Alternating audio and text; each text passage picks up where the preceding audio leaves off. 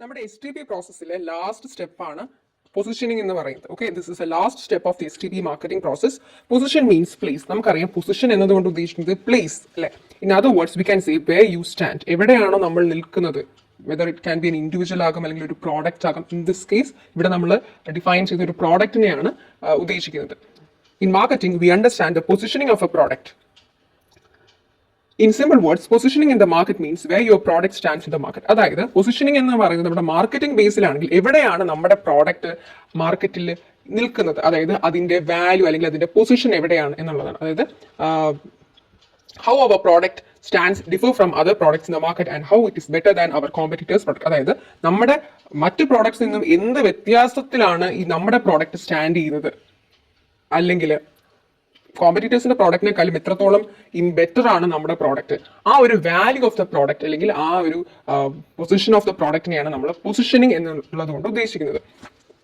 We have to make our customers understand that our product is better than our competitors' product, so that when our customers think of buying something, our product must be the only product that comes to their mind. അതായത് ഇതിന്റെ പൊസിഷനിങ്ങിന്റെ ഏറ്റവും വലിയൊരു aim എന്ന് പറയുന്നത് നമ്മുടെ product ആണ് കോമ്പറ്റീറ്റേഴ്സിന്റെ പ്രോഡക്റ്റിനെക്കാളും ഏറ്റവും മികച്ചത് എന്നൊരു തോട്ട് പ്രോസസ്സ് കസ്റ്റമേഴ്സിൽ എത്തിക്കുക എന്നുള്ളതാണ് ഈ പൊസിഷനിങ് പ്രോസസ്സിന്റെ മെയിൻ എയിം എന്ന് പറയുന്നത്. അപ്പൊ അങ്ങനെ ചിന്തിക്കുമ്പോഴത്തേക്കും അല്ലെങ്കിൽ ഓക്കെ കസ്റ്റമേഴ്സ് തിങ്ക് ചെയ്യാണ് നമ്മുടെ പ്രോഡക്റ്റ് ആണ് അല്ലെങ്കിൽ ഈ ഒരു കമ്പനിയുടെ പ്രോഡക്റ്റ് ആണ് മറ്റ് കോമ്പറ്റീറ്റേഴ്സിന്റെ പ്രോഡക്റ്റിനെക്കാളും ഏറ്റവും ബെറ്റർ. അപ്പോൾ സ്വാഭാവികമായിട്ട് കസ്റ്റമേഴ്സ് എന്ത് ചെയ്യും, നമ്മുടെ കമ്പനിയിൽ നിന്ന് തന്നെ സാധനങ്ങൾ വാങ്ങിക്കാനായിട്ട് ശ്രമിക്കുന്നു.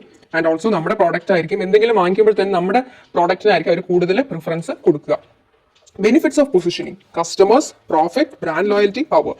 First of all, customers. Good positioning will lead to more customers. Good positioning will attract the attention and interest of the customer. നല്ലൊരു പൊസിഷനിങ് ആണെങ്കിൽ അല്ലെങ്കിൽ ഒരു പ്രോഡക്റ്റിന് വളരെ നല്ലൊരു വാല്യൂ ആ ഒരു മാർക്കറ്റിൽ അല്ലെങ്കിൽ നമ്മുടെ ഒരു മാർക്കറ്റിൽ ഉണ്ട്, അല്ലെങ്കിൽ മറ്റ് കോമ്പറ്റീറ്റേഴ്സ് പ്രോഡക്റ്റിനെക്കാളും വളരെ മികച്ചൊരു അഭിപ്രായം ആ പ്രോഡക്റ്റിന് ഉണ്ടെങ്കിൽ മാർക്കറ്റിൽ, അത് നമുക്ക് ഗുഡ് പൊസിഷനിങ് ആയിട്ട് പറയാം. അതായത് ഈ ഗുഡ് പൊസിഷനിങ് എന്ത് ചെയ്യുന്നു, നമുക്ക് ഒരുപാട് കസ്റ്റമേഴ്സിനെ കിട്ടാനായിട്ട് ഹെൽപ്പ് ചെയ്യുന്നു. ആൻഡ് ഓൾസോ ഒബിയസ്ലി നല്ലൊരു പൊസിഷനിങ് വരുമ്പോഴത്തേക്കും ഒരു പ്രോഡക്റ്റിന് നല്ലൊരു പൊസിഷനിങ് വരുമ്പോൾ സ്വാഭാവികമായിട്ടും നമുക്ക് കസ്റ്റമേഴ്സിന്റെ ഇൻട്രസ്റ്റ് സീക്ക് ചെയ്യാം. അതുപോലെ തന്നെ കസ്റ്റമർ സ്വാഭാവികമായിട്ടും അവരുടെ അറ്റൻഷൻ നമുക്ക് അട്രാക്ട് ചെയ്യാൻ പറ്റും. അതുപോലെ തന്നെ അവരുടെ ഇൻട്രസ്റ്റ് നമുക്ക് അട്രാക്ട് ചെയ്യാം. കസ്റ്റമേഴ്സിനെ നമുക്ക് മാക്സിമം ആയിട്ട് അട്രാക്ട് ചെയ്യാനായിട്ട് പറ്റും. നമ്മുടെ പ്രോഡക്റ്റ് വാങ്ങിക്കാനായിട്ട് നമുക്ക് അവരെന്ത് ചെയ്യാം, അട്രാക്ട് ചെയ്യാനായിട്ട് പറ്റും. രണ്ടാമത്തത് പ്രോഫിറ്റ്. അതായത് when more customers will be attracted then there will be more profit. Basically കസ്റ്റമേഴ്സിന്റെ എണ്ണം കൂടിയാലും സ്വാഭാവികമായിട്ടും പ്രോഫിറ്റ് മാക്സിമൈസേഷൻ കാരണമാകും. A good profit will make the company grow and succeed. നല്ല രീതിയിൽ പ്രോഫിറ്റ് കിട്ടിയാൽ സ്വാഭാവികമായിട്ടും കമ്പനിക്ക് നല്ലൊരു ഗ്രോത്ത് ഉണ്ടാകും. അതുപോലെ തന്നെ company can lead to success. നല്ലൊരു സക്സസ്സിലോട്ട് കമ്പനിക്ക് എത്താനായിട്ട് പറ്റും. Third one is brand loyalty. Good product positioning will always earn brand loyal customers. അതായത് നല്ലൊരു പ്രോഡക്റ്റ് പൊസിഷനിങ് ഉണ്ടെങ്കിൽ നമുക്ക് നല്ല ലോയൽ ആയിട്ടുള്ള കസ്റ്റമേഴ്സിനെ കിട്ടാനായിട്ട് അക്വയർ ചെയ്യാനായിട്ട് ഹെൽപ്പ് ചെയ്യും. It means customers will always prefer our products over competing brands. അതായത് നമ്മുടെ കോമ്പറ്റീറ്റിംഗ് കമ്പനിയുടെ ബ്രാൻഡ്സിനെക്കാളും പ്രോഡക്ട്സിനെക്കാളും നമ്മുടെ പ്രോഡക്ട്സിനായിരിക്കും, നമ്മുടെ കമ്പനിയിലെ പ്രോഡക്ട്സിനായിരിക്കും കസ്റ്റമേഴ്സ് എന്ത് ചെയ്യുന്നത്, കൂടുതൽ വാല്യൂ കൊടുക്കുന്നത് അല്ലെങ്കിൽ കൂടുതൽ പ്രിഫർ ചെയ്യുന്നത്. They will always repeatedly buy your product. നമ്മുടെ പ്രോഡക്റ്റ് തന്നെ, നമ്മുടെ കമ്പനിയിലെ പ്രോഡക്റ്റ് തന്നെ അവർ പിന്നെയും വാങ്ങിക്കാനേ ശ്രമിക്കുള്ളൂ.